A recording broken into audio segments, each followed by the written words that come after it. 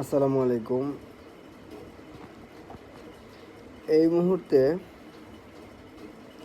ফেসবুকে স্ট্যাটাস দেখতেছি বা মেসেঞ্জারে হোয়াটসঅ্যাপে আমার দু একজন ফোন করে বলতেছে যে সুনামগঞ্জের কী অবস্থা। সিলেটের জৈন্তাপুরে পাহাড়ি ঢল নেমে বন্যা হয়ে গেছে।